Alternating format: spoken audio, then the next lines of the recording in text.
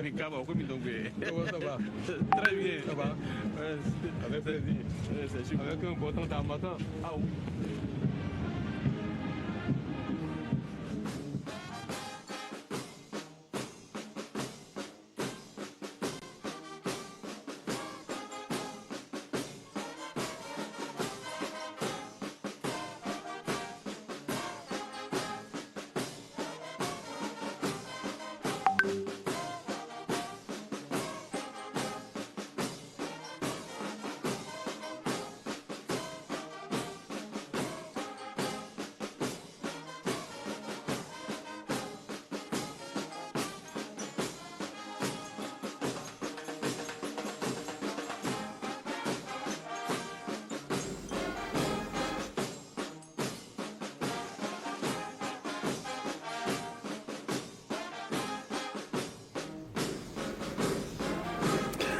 Le président de la République qui est arrivé au Parlement, accueilli par le président de l'Assemblée nationale qui lui présente le bureau de l'Assemblée nationale dont les membres font leur civilité au chef de l'État avant qu'il aille faire son exercice de présentation de l'État de la Nation à travers un message solennel devant les élus du peuple, un exercice républicain renouvelé chaque année une fois, globalement en décembre. L'année dernière, c'était le 21. Aujourd'hui, un an, jour pour jour, le 20. Le chef de l'État se rend au Parlement. Ça va être son avant-dernier exercice avant son passage de témoin aux futurs élus de la nation.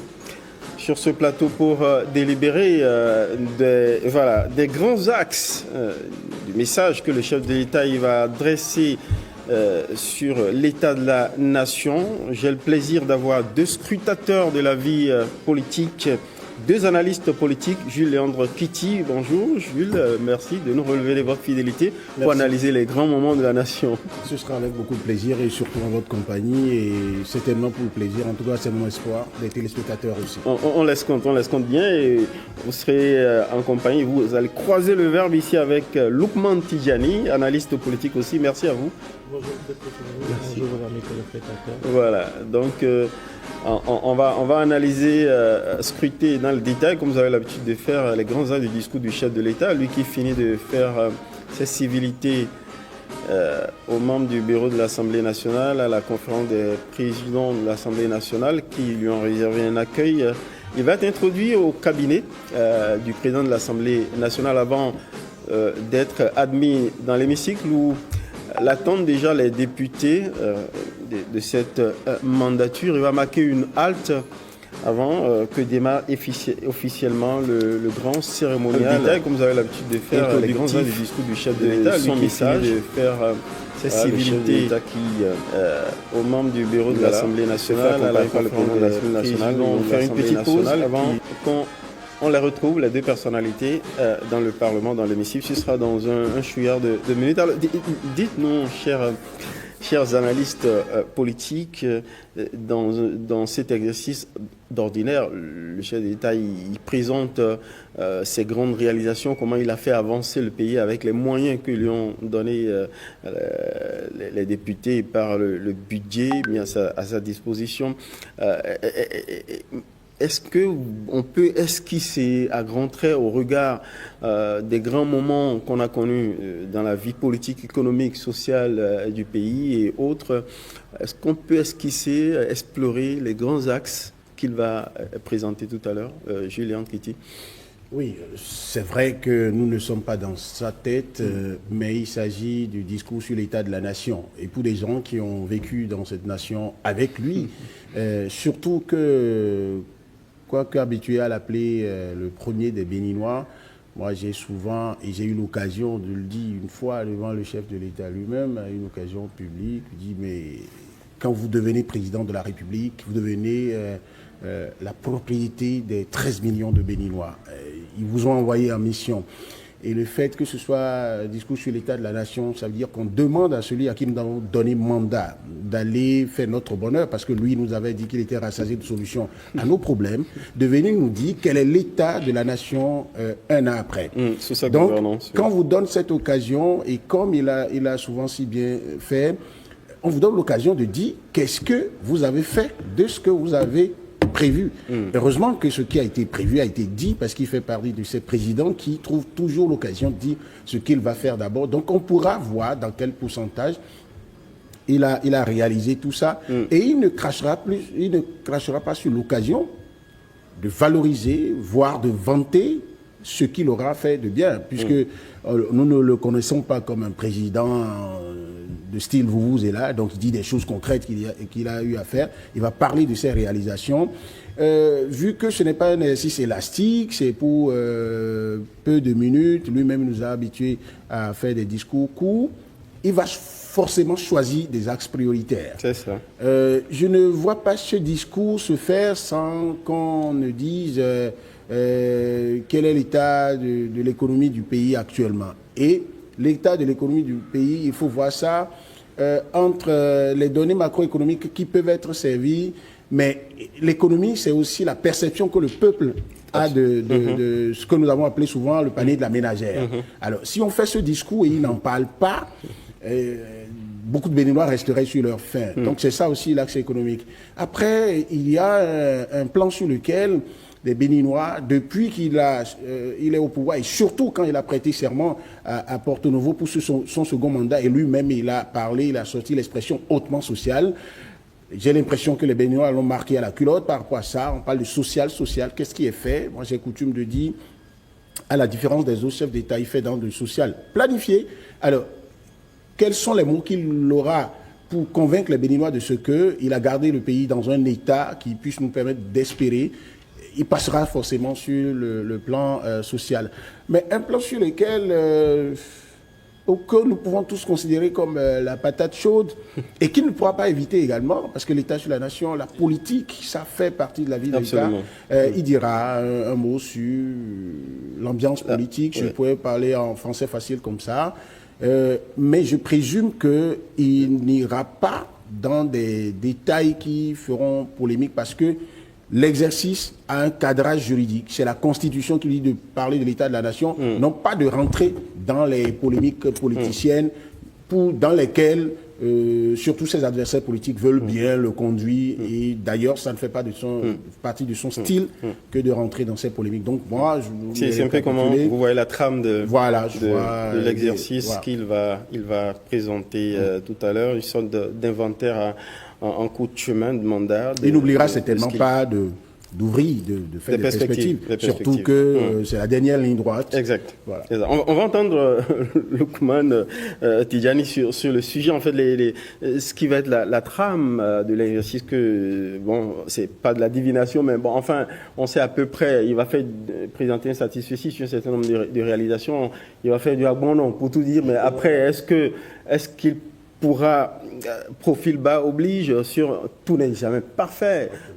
Est-ce qu'il fera du abandon faible ou du abandon faible sur des sujets qui fâchent, politiques, sociales, où il y a quand même toujours une sorte de complainte, de stress social? Non, je pense, je rejoindrai mon ami Kitty en disant qu'il fera pour vous paraphraser aussi, du abandon, mais du abandon modéré et réaliste. Le chef d'État nous a déjà habitués par la sincérité de son discours, la sincérité des mots qu'il utilise. Vous l'avez dit tout à l'heure, c'est vrai qu'on attend que dans son discours, il aborde la question de l'économie, la question du social. C'est un sujet qui fâche aussi, parce qu'au-delà des agrégats, le panier de la ménagère, les conditions de vie des travailleurs, les conditions de vie des femmes, des jeunes dans les ménages, il faut forcément aborder ces questions, parce qu'au-delà du verbe hautement social, l'ensemble des concitoyens attendent et sont restés plus ou moins impatients, j'estime, sur leur fin, sur des actes concrets. Donc je pense qu'il revient aujourd'hui au chef de l'État, pas forcément de se justifier, mais de trouver les mots forts pour pouvoir le dire. L'autre axe que je vois, c'est la question de la sécurité de la défense, en voyant l'intégrité du territoire, la menace djihadiste, la menace terroriste qui continue de pointer dans la sous-région. Je ne pense pas que le chef d'État pourrait faire un discours sans aborder cette question-là. Tout ce que nous faisons, tout l'effort que nous faisons déjà à l'intérieur du pays pour rassurer nos concitoyens, rassurer la libre circulation de nos concitoyens, ce que nous faisons à travers l'équipement des forces de défense, la mise à disposition des équipements de dernière génération, la construction de nouveaux commissariats, la construction des casernes pour assurer vraiment la sécurité de nos concitoyens. Je pense que c'est un axe important. Et comme vous le dites, il faut savoir aussi vivre de ces prouesses, de ces réalisations. Dans le volet de la santé, le chef de l'État reviendra forcément sur l'inauguration du centre hospitalier d'Abomey-Calavi, en projetant aussi les défis sur les questions de renforcement du plateau technique dans les hôpitaux, dans les centres de santé. Je pense que c'est des axes sur lesquels il reviendra. Il faut se réjouir aussi de ce que, comparativement à ce que nous avions les années précédentes, nous avons aussi un climat politique apaisé. C'est vrai qu'il y a des divergences, c'est vrai que ce soit au niveau de la mouvance et de l'opposition, il y a des attentes, il y a des enjeux qui sont là, mais aujourd'hui nous avons un climat politique qui est plus ou moins apaisé, les institutions fonctionnent. On a renouvelé un certain nombre d'institutions cette année-ci.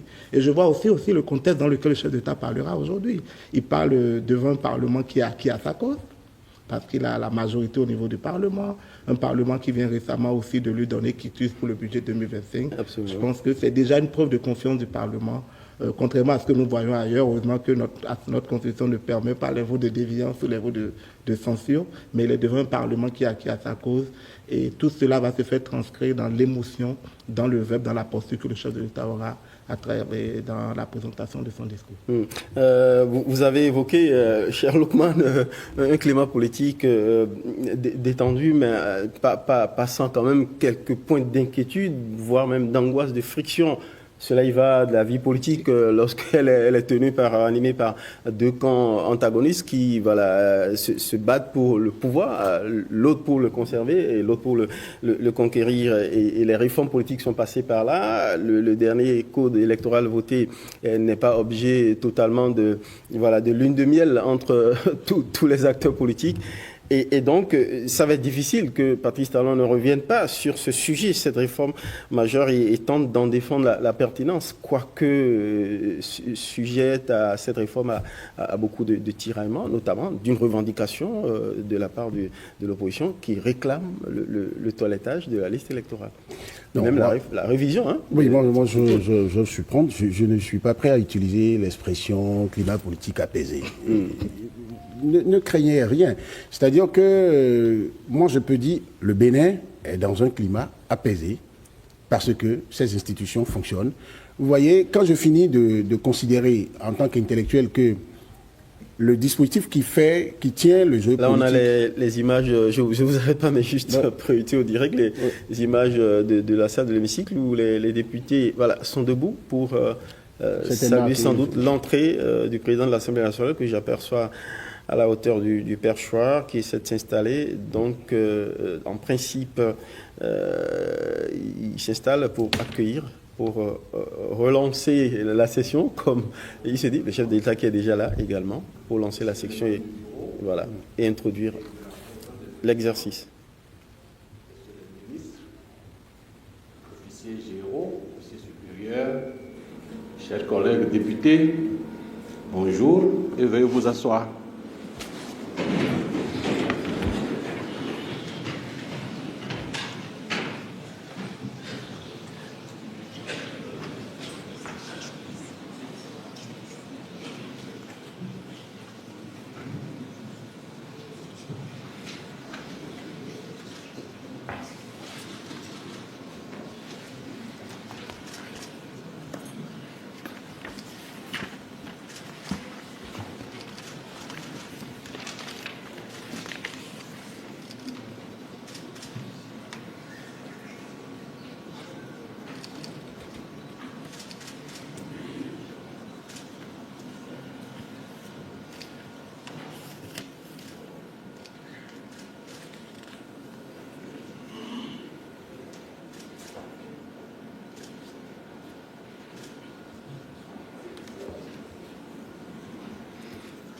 Monsieur le Premier secrétaire parlementaire, veuillez nous donner lecture de l'article 72 de la Constitution. Merci, Monsieur le Président.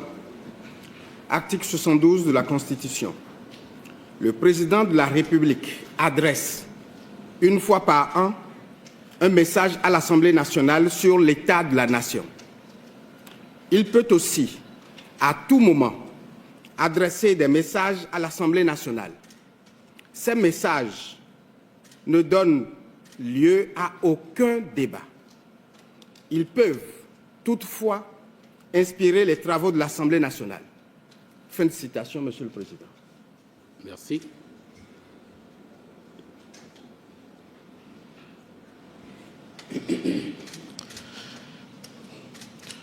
Monsieur le Président de la République, chef de l'État et chef du gouvernement, Monsieur le Président de l'Assemblée nationale, Mesdames et Messieurs les membres du bureau de l'Assemblée nationale, Mesdames et Messieurs les membres du gouvernement, Messieurs les présidents de groupes parlementaires et des commissions permanentes de l'Assemblée nationale, Mesdames et Messieurs les députés à l'Assemblée nationale, éminentes personnalités, membres du cabinet du chef de l'État, Madame le préfet du département de l'Ouémé, Monsieur le maire de la ville de Porto-Novo, Mesdames et Messieurs les responsables de l'administration parlementaire et du cabinet du président de l'Assemblée nationale, distingués invités en vos titres et grades respectifs, Mesdames, Messieurs. Sacrifiant à une tradition républicaine bien établie et conformément aux dispositions constitutionnelles, l'Assemblée nationale est honorée d'accueillir ce jour Monsieur Patrice Athanase Guillaume Talon, président de la République, chef de l'État, chef du gouvernement, pour son message sur l'état de la nation. En cette occasion solennelle, le cérémonial fort simple sera marqué par les 3 phases ci-après. Dans un premier temps, le président de l'Assemblée nationale prendra la parole pour ses propos introductifs.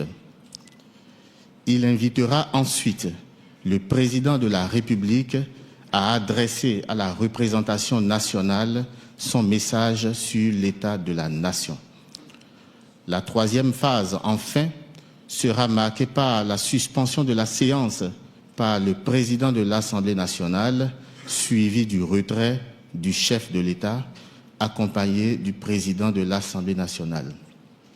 Mesdames et Messieurs, au regard du programme ainsi présenté, je voudrais inviter très respectueusement Monsieur le Président de l'Assemblée nationale à dire son mot introductif.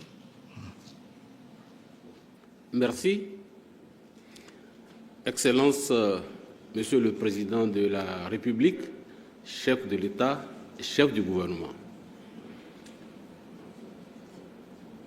Au nom de mes collègues députés et en mon nom personnel, je vous souhaite la bienvenue ici, dans ce temple, sinon l'Église, sanctuaire de la démocratie. Après environ 12 mois, comme à l'accoutumée, vous voici à nouveau face à la représentation nationale pour votre message sur l'état de la nation, conformément aux dispositions de l'article 72 de la Constitution. Cela témoigne du respect que vous avez pour notre Constitution et notre peuple. Excellences, Monsieur le Président, je vais citer quelques propos d'un de vos collaborateurs qui vous connaît mieux que nous et qui a donné un sens souvent à vos sorties et à vos propos. Il se reconnaîtra certainement et vous le reconnaîtrez aussi à travers ses propos. Même si les actes parlent plus fort que ces mots, tant son propos est rare et ses réalisations éloquentes, le président Patrice Talon n'en est pas moins doté d'un sens pointu de la formule. Selon les circonstances, en effet, le propos peut être dévastateur, avenant, enthousiaste, optimiste, en tout cas parce qu'il a fait le choix de raréfier ses prises de parole. Ses sorties sont recherchées, scrutées, décryptées. La concision de ses discours, la précision de ses mots, saluée du reste, autant par l'opinion que par les exégètes d'ici et d'ailleurs, n'enlèvent rien à leur profondeur. Ces sorties médiatiques, pour rares qu'elles sont, ne renferment pas moins de phrases fortes à isoler, à valoriser. Signe qu'elles sont soigneusement préparées. Pour les soutiens, les opposants ou les contenteurs, comme pour l'observateur, le chercheur, l'analyste, il y a toujours matière à pulser dans le propos de M. Patrice Talon. Mais attention, il est contre-indiqué de le prendre toujours au premier degré. Excellent Monsieur le Président de la République, je ne sais pas si vous vous reconnaissez à travers ces propos. De toutes les façons, je voudrais, par les pouvoirs qui me sont conférés, et au nom de la représentation nationale, vous inviter à la tribune pour délivrer votre message. Je vous remercie.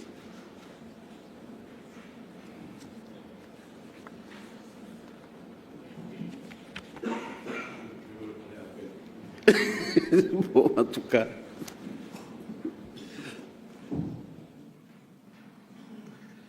Monsieur le Président de l'Assemblée nationale, Mesdames et Messieurs les députés, à nouveau, je me fais le devoir et le plaisir de venir ici, dans le temple de la contradiction politique constructive, vous entretenir sur l'état de notre nation. Honorables députés, alors que le monde s'enfonce globalement dans un cycle d'incertitude et d'instabilité, que les foyers de tension se multiplient ici et là, déstabilisant l'économie mondiale, que la démocratie, l'ordre mondial, la coopération internationale et le climat paraissent plus que jamais mal en point, le Bénin continue, sans tapage, d'avancer sur le chemin de son développement et de la consolidation de son unité. Nos succès sont incontestables dans tous les domaines, même si leurs effets ne sont pas toujours immédiatement perceptibles. Le seul domaine dans lequel nous sommes toujours à la peine reste celui de la lutte contre le terrorisme sur la frontière nord du territoire. Malgré nos efforts qui nous permettent de contenir le mal, voire de le faire reculer, nos forces de défense et de sécurité positionnées sur nos lignes de frontière nord continuent d'être éprouvées par des terroristes en totale liberté dans des pays voisins. Cependant, je peux vous affirmer que les investissements qui sont en cours, tant en matériel, en infrastructure qu'en ressources humaines, nous permettront, sous peu, de tenir les terroristes loin de notre territoire. Honorables députés, la cherté de la vie et le faible pouvoir d'achat du plus grand nombre d'entre nous demeurent aussi pour moi un point d'insatisfaction et de peine. Mais en vérité, un pouvoir d'achat suffisant pour chacun de nous tous n'est-il pas l'objectif final de notre action commune? Est-il réaliste que, venant de si loin, nous soyons déjà tous satisfaits de tout? Nous n'y sommes pas encore. Mais, ensemble, nous construisons jour après jour le pays afin qu'il offre à chacun, à terme, les meilleures opportunités d'épanouissement en fonction des efforts fournis. C'est ainsi que, dans chacun des domaines fondamentaux permettant au pays de parvenir à cette étape, nos progrès sont continus et incontestables. Depuis 2016, notre pays progresse par notre travail à nous tous. Les observateurs avisés affirment qu'on n'a jamais vu autant de chantiers ouverts à la fois au Bénin.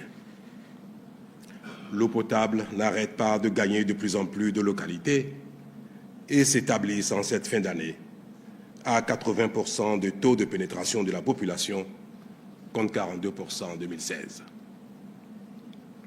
Le retard que nous avons pris en raison des nombreux échecs de forage dans les régions difficiles est en train d'être rattrapé. Il en est de même dans le secteur de l'électricité, où nous sommes victimes de notre propre succès, en ce que l'explosion du branchement des ménages et l'arrivée d'un grand nombre d'industries gourmandes en énergie électrique dépassent largement nos prévisions et planifications. Mais nous serons au bout de nos peines dans les 24 mois à venir. Dans le secteur des infrastructures, la cité ministérielle, la cité administrative d'Abomey-Calavi, les cités départementales, les multiples édifices administratifs et d'institutions, les innombrables marchés modernes, ruraux et urbains, qui font de plus en plus notre fierté comme jamais, et j'en passe, témoignent de nos prouesses sans pareil. Le secteur de la santé n'est pas en reste, et le meilleur s'annonce déjà. Le centre hospitalier universitaire international d'Abomey-Calavi, l'hôpital de zone de Savé ou celui de Tchaourou sont autant d'exemples qui nous donnent l'avant-goût de ce qui est en cours. Dans le secteur productif, notre dynamisme reste soutenu et enviable. L'industrie, l'agriculture, le commerce, les services et l'artisanat progressent de manière remarquable. La mécanisation agricole est en train de connaître un succès et une pénétration dépassant toutes les prévisions.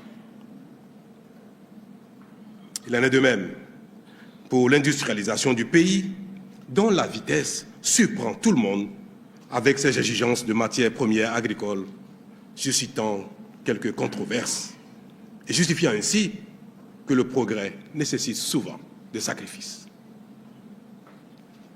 Quant au bon fonctionnement de notre administration publique, le constat reste éloquent, même si beaucoup d'efforts restent à faire. Elle se dépolitise complètement pour être plus efficace et le seul critère pour y accéder est définitivement le mérite. Nos services publics se dématérialisent et sont de plus en plus accessibles aux usagers, faisant reculer les tracasseries et la corruption. L'école béninoise a oublié les années scolaires irrégulières émaillées de grèves sauvages. Le microcrédit s'est définitivement débarrassé de l'allégeance politique et du rançonnement, et le nombre de bénéficiaires ne cesse de croître. Le secteur judiciaire s'améliore de plus en plus, même si l'effectif de magistrats nécessaire reste largement insatisfait, faute de postulants qualifiés. Mais l'État met les bouchées doubles pour combler le déficit et assurer la formation.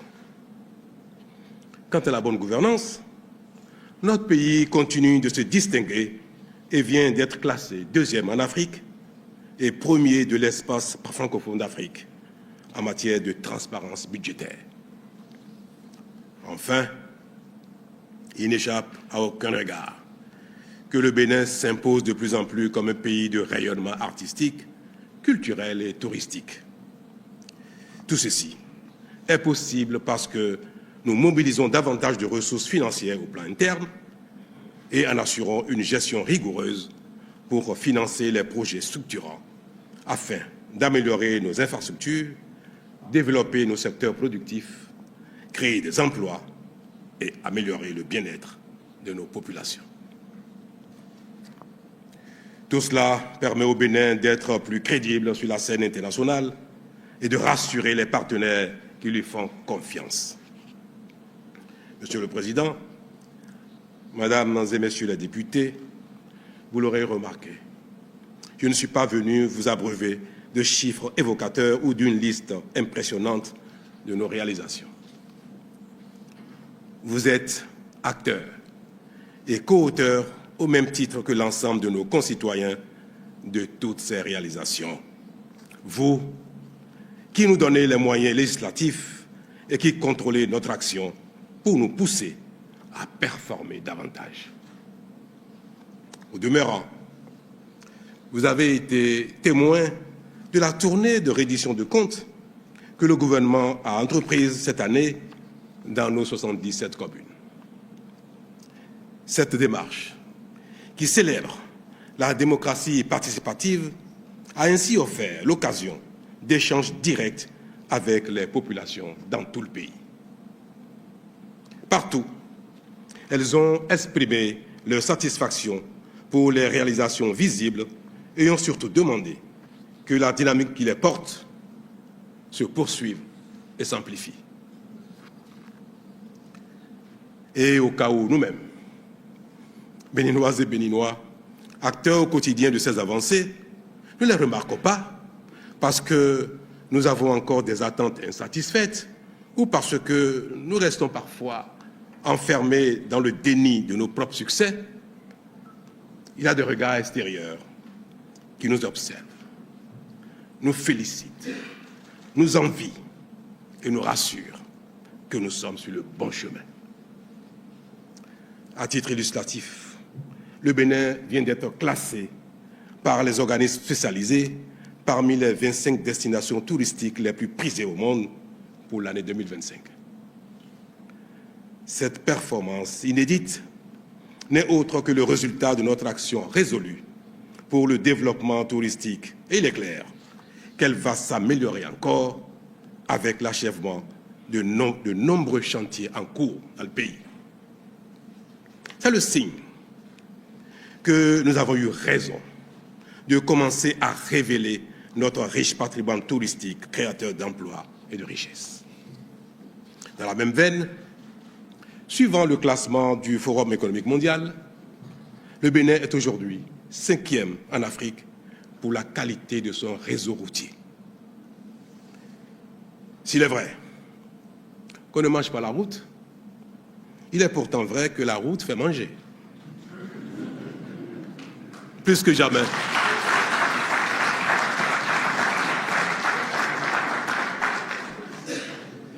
Plus que jamais, nous pouvons affirmer que le chemin du développement passe par le développement de la route. La preuve est que partout, nos concitoyens en réclament davantage en précisant que c'est bien de la nouvelle qualité de route qu'ils parlent.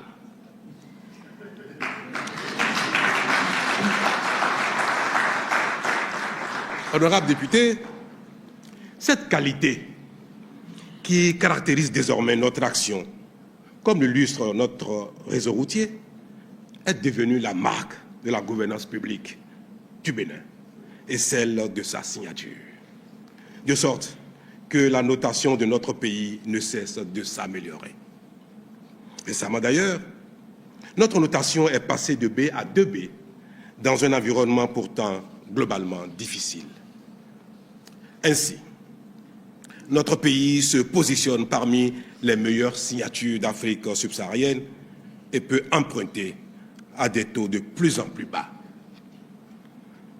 Un autre exemple par lequel la communauté internationale cite notre pays comme modèle est notre programme de cantine scolaire, grâce auquel nous donnons par jour un repas chaud à plus de 1,3 million d'écoliers dans plus de 80% de nos écoles primaires publiques, dont 95% d'écoles en milieu rural.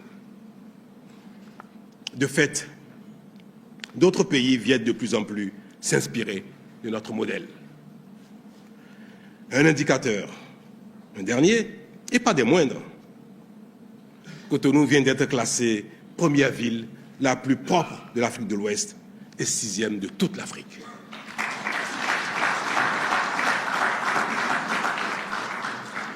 Cela est certes flatteur, mais notre volonté est de faire toujours mieux, car nous avons vocation à être les meilleurs partout.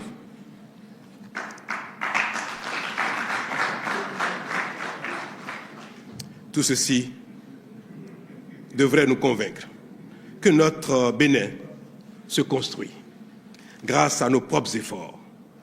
Et c'est cela le secret de tout développement socio-économique durable. Savoir compter sur soi avant le soutien des autres. Mesdames et messieurs, les représentants de la nation, mais à quoi devons-nous une telle dynamique qui nous vaut les prouesses remarquables que le monde relève et apprécie, dans un contexte où nous n'avons encore mis en évidence aucun gisement minier? L'ampleur et la qualité de nos réalisations tiennent de notre volonté de changer le destin, de notre ardeur au travail, mais davantage de l'état d'esprit qui nous caractérise désormais. Cet état d'esprit, c'est celui d'avoir pris conscience que seul notre travail peut nous sortir de la pauvreté et nous offrir les conditions de vie auxquelles nous aspirons tous. Cet état d'esprit, j'en ai la conviction, a inspiré nos guépards dans leur campagne de qualification pour la Coupe d'Afrique des Nations de football édition 2025, et il leur a permis de surmonter les difficultés, même lorsque cela paraissait impossible, pour revenir sur le devant de la scène continentale. Et j'ose croire qu'ils y puiseront désormais les ressources pour s'y maintenir et viser encore plus haut. Monsieur le Président, honorables députés, viser plus grand et plus haut, au-delà des individus et des petits groupes, doit être aussi le leitmotiv de notre pays dans son ensemble. C'est cela qui va accroître nos performances, les densifier, les porter à l'échelle afin qu'elles impactent de plus en plus et durablement la qualité de vie. Pour y parvenir, nous avons besoin aujourd'hui et surtout à l'avenir de ressources humaines aptes, capables d'exploiter au mieux leurs capacités au service de la nation. Or, il est un fait que le retard de croissance affecte particulièrement les enfants au cours des 1000 premiers jours de leur vie, c'est-à-dire du 3e mois de gestation jusqu'à l'âge de 2 ans, période durant laquelle le cerveau de l'enfant se développe pour l'acquisition du potentiel cognitif nécessaire à la construction du capital humain. C'est pour cela que le gouvernement a initié le projet de supplémentation nutritionnelle des 1000 premiers jours qui vise à préserver nos enfants des préjudices irréversibles des carences nutritionnelles durant cette période et ainsi leur permettre de grandir en bonne santé avec la préservation de tout leur potentiel cognitif et intellectuel. Grâce à ce projet, dont la phase pilote est déjà en cours et qui sera bientôt généralisé dans tout le pays, nous fournirons gratuitement des suppléments nutritionnels aux femmes enceintes, aux femmes allaitantes et aux enfants de 6 à 24 mois. Mieux, les frais de consultation prénatale dans les centres de santé publics seront pris en charge par l'État pour faciliter l'accès aux suppléments nutritionnels au plus grand nombre de femmes enceintes ciblées par le projet.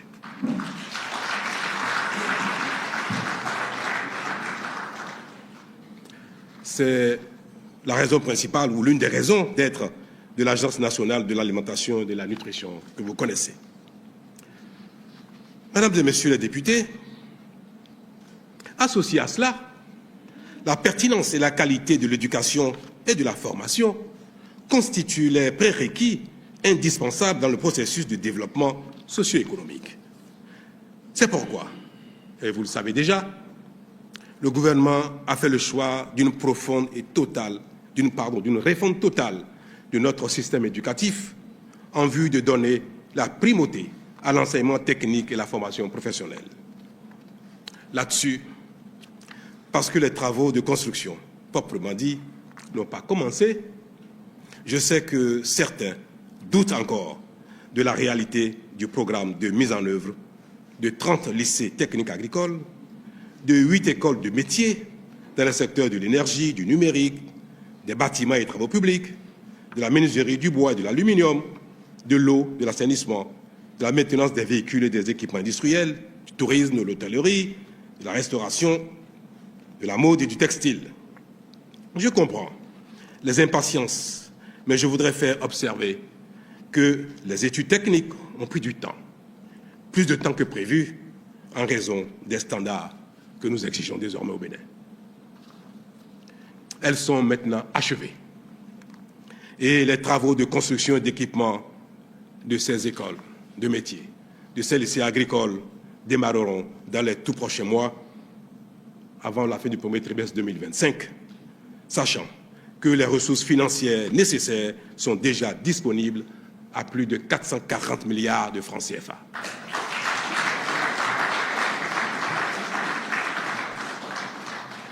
Ces programmes permettront notamment à tous les apprenants, quel que soit leur profil, d'acquérir des compétences en temps réel selon leurs besoins et ceux du marché du travail.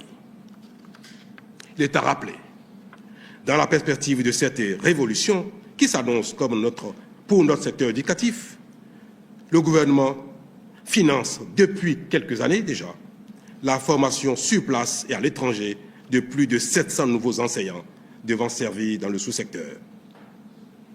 De même, un programme de recyclage et de perfectionnement est en cours de préparation à l'endroit des enseignants en situation de classe. Enfin, pour être complet sur ce sujet, je voudrais rappeler que le gouvernement a entrepris de mettre en place pour la rentrée scolaire 2026 6 lycées scientifiques et 2 écoles normales supérieures scientifiques de référence internationale. C'est dire, mesdames et messieurs, que l'année 2024 qui s'achève a consolidé nos acquis et poursuivi la dynamique au-delà de nos attentes. Fort de ce constat, je m'en voudrais de ne pas vous exprimer, honorables députés, toutes tendances politiques confondues, ma conviction, largement partagée par la plupart de nos concitoyens et qui se résume comme suit. Le Bénin, notre pays, a trouvé son chemin. Et cela est irréversible. Peu importe l'opinion et le souhait des nostalgiques en quête d'un retour à notre passé honteux.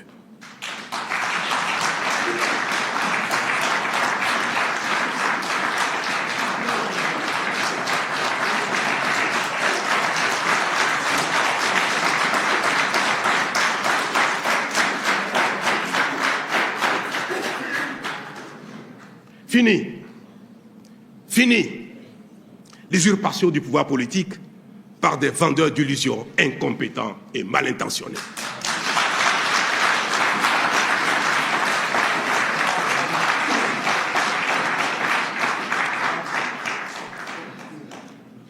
Aucune supplication, aucun râlement, aucune menace ne nous fera reculer.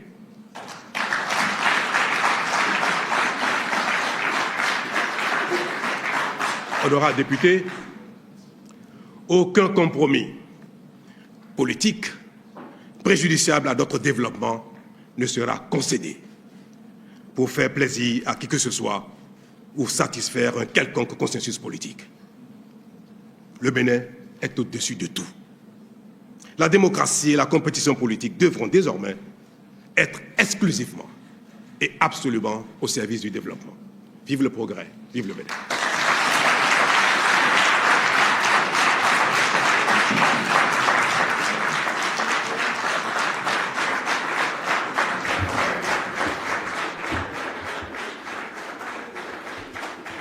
Le chef de l'État vient de finir son discours sur l'état de la nation qu'il a commencé à 10h13. Le président de l'Assemblée nationale va reprendre la parole pour la suite de la cérémonie qui va finir avec les salutations au chef de l'État. On écoute le président de l'Assemblée nationale.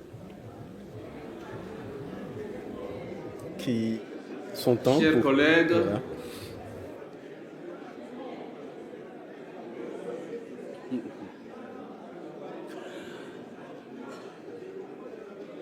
Chers collègues, je comprends votre enthousiasme, je comprends la joie qui vous anime à l'issue de ce discours sur l'état de la nation. Bon, mais vous aurez l'occasion de commenter hors hémicycle, parce que cela ne donne droit à aucun débat ici. Je voudrais néanmoins que vous constatiez avec moi que, avec le chef de l'État, rien ne se dit au hasard, pour paraphraser quelqu'un qui est derrière lui. Rien ne se dit au hasard.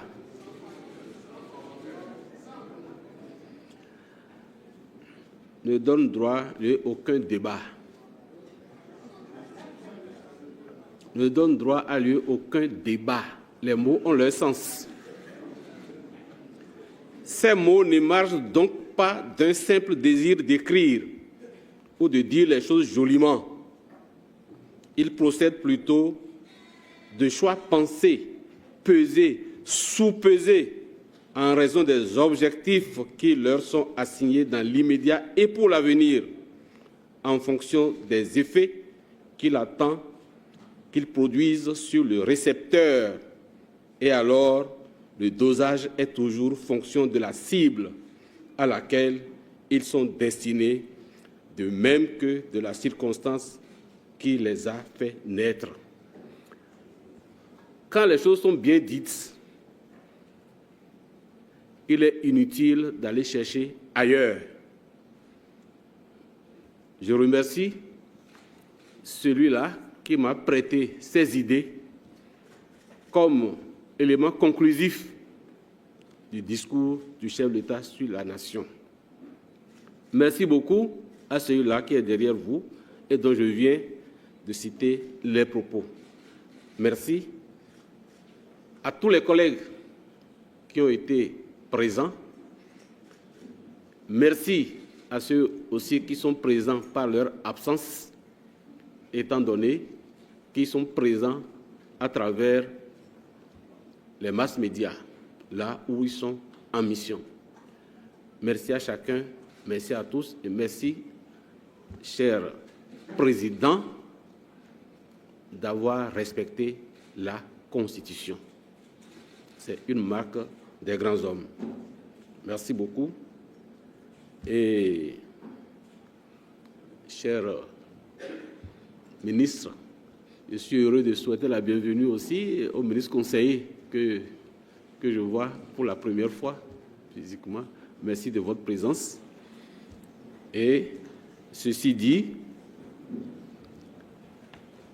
il ne reste qu'à souhaiter peut-être bon retour au chef de l'État dans son palais nous aussi, on aura la chance d'avoir notre palais et quitter le palais des gouverneurs. J'espère que c'est la dernière fois que nous allons recevoir le chef de l'État ici et qu'en octobre 2025, nous aurons notre nouveau temple de la démocratie que nous allons inaugurer. J'ose croire que je ne vais pas donner les premiers coups de pioche pour lancer les travaux et ne pas aller dedans. Merci.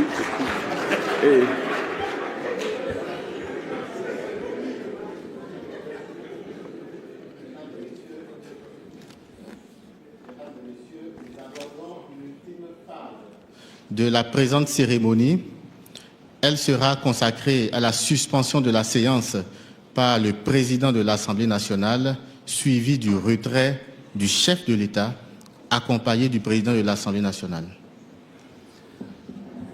Chers collègues, la séance est suspendue. Elle sera reprise dès lors que vous serez informés par les canaux habituels. Mesdames et messieurs, je vous prie de vous tenir debout pour saluer le retrait du chef de l'État et du président de l'Assemblée nationale.